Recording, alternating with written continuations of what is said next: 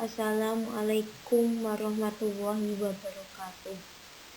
Perkenalkan, nama saya Ira Rizwana dengan NIM 202033027. Di sini saya akan menjelaskan tentang analisis dasar hukum sistem pendidikan nasional Undang-Undang Nomor 20 Tahun 2003.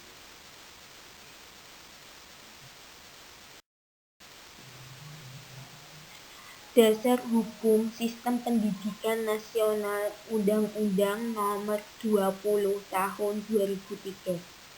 A. Pengertian. Pengertian pendidikan adalah usaha sadar dan terencana untuk mewujudkan suasana belajar dan proses pembelajaran agar peserta didik secara aktif mengembangkan potensi dirinya untuk memiliki kekuatan spiritual, keagamaan, pengendalian diri, kepribadian, kecerdasan, akhlak mulia, serta keterampilan yang diperlukan dirinya masyarakat, bangsa, dan negara.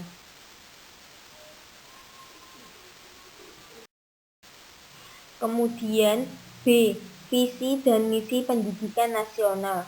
Visi pendidikan nasional. Visi adalah terwujudnya sistem pendidikan sebagai peranat sosial yang kuat dan berwibawa untuk memberdayakan semua warga negara Indonesia berkembang menjadi manusia yang berkualitas sehingga mampu dan produktif menjadi tantangan zaman yang selalu berubah. Misi Pendidikan Nasional. Dari visi tersebut disusunlah misi pendidikan nasional, yakni 1. Mengupayakan perluasan dan pemerataan kesempatan memperoleh pendidikan yang bermutu bagi seluruh rakyat Indonesia. 2. Membantu dan memfasilitasi pengembangan potensi anak bangsa secara utuh sejak usia dini sampai akhir hayat dalam rangka mewujudkan masyarakat belajar. 3. Meningkatkan kesiapan, masukan, dan kualitas proses pendidikan untuk mengoptimalkan pembentukan kepribadian yang bermoral. 4. Meningkatkan keprofesional dan akuntabilitas lembaga pendidikan sebagai pusat pembudayaan ilmu pengetahuan, keterampilan, pengalaman, sikap, dan nilai berdasarkan standar nasional dan global. 5. Dalam memberdayakan peran serta masyarakat dalam penyelenggaraan pendidikan berdasarkan prinsip otonomi dan konteks Negara Kesatuan Republik Indonesia.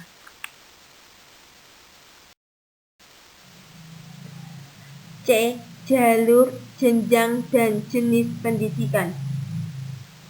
Jalur pendidikan terdiri atas pendidikan formal, non-formal, dan informal. Pendidikan formal adalah pendidikan di sekolah yang diperoleh secara teratur, sistematis, bertingkat, atau berjenjang, dan dengan mengikuti syarat-syarat yang jelas. Pendidikan non-formal adalah jalur pendidikan di luar pendidikan formal yang dapat dilaksanakan secara terstruktur dan berjenjang. Hasil pendidikan non-formal dapat dihargai setara dengan hasil program pendidikan formal setelah melalui proses penilaian penyelenggaraan oleh lembaga yang ditunjuk oleh pemerintah atau pemerintah dapat dengan mengacu pada standar nasional pendidikan. Pendidikan informal adalah jalur pendidikan keluarga dan lingkungan yang berbentuk kegiatan belajar secara mandiri. Hasil pendidikan informal diakui sama dengan pendidikan formal dan non-formal setelah peserta didik lulus ujian sesuai dengan standar nasional pendidikan. Jenjang pendidikan dan jenis pendidikan terdiri atas pendidikan umum, kejuruan, akademi, profesi, vokasi, keagamaan, dan khusus.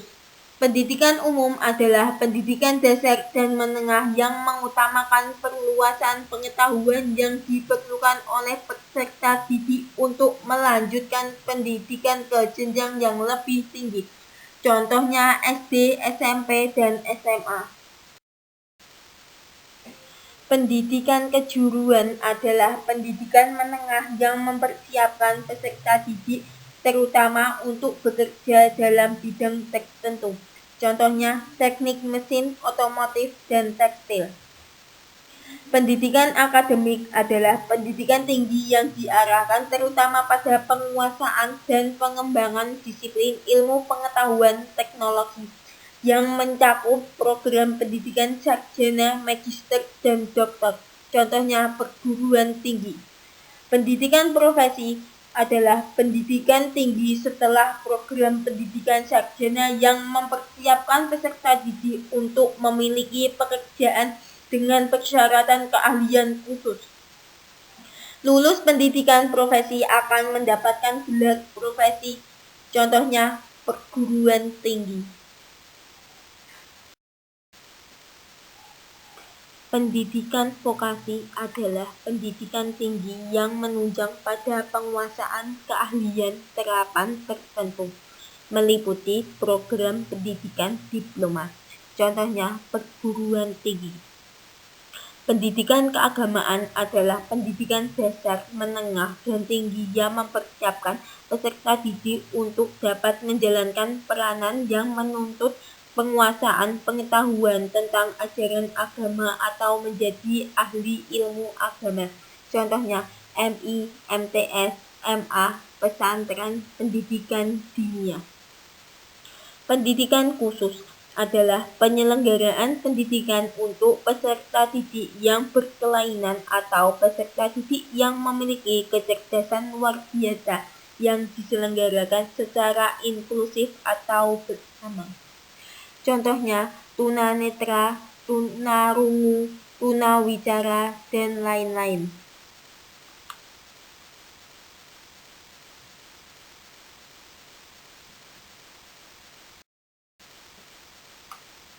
D. Peran masyarakat dalam pendidikan. 1. Peran serta masyarakat dalam pendidikan meliputi peran serta perseorangan, kelompok, keluarga, organisasi profesi, pengusaha, dan organisasi kemasyarakatan dalam penyelenggaraan dan pengendalian mutu pelayanan pendidikan. 2. Masyarakat dapat berperan serta sebagai sumber pelaksana dan pengguna hasil pendidikan. Ketentuan mengenai peran serta masyarakat sebagaimana dimaksud dalam ayat 1 dan ayat 2 diatur lebih lanjut dengan peraturan pemerintah.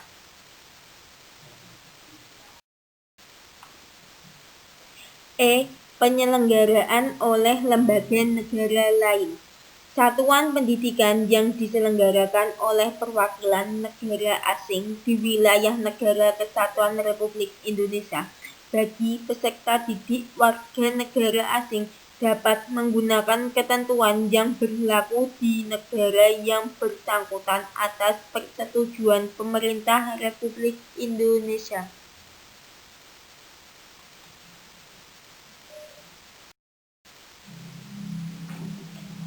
F.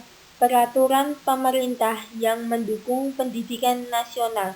Peraturan Pemerintah Nomor 19 Tahun 2005 tentang Standar Nasional Pendidikan ini merupakan pelaksanaan ketentuan Pasal 35 Ayat 4, Pasal 36 Ayat 4, Pasal 37 Ayat 3, Pasal 42 Ayat 3, Pasal 43 Ayat 2, Pasal 59 Ayat 3, Pasal 60 Ayat 4, dan Pasal 61 Ayat 4.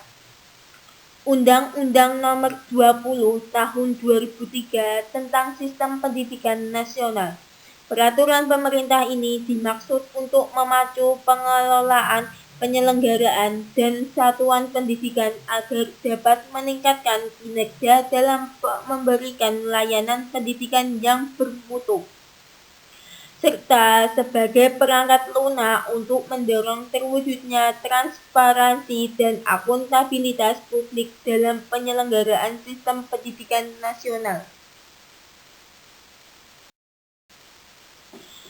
Terima kasih presentasi dari saya.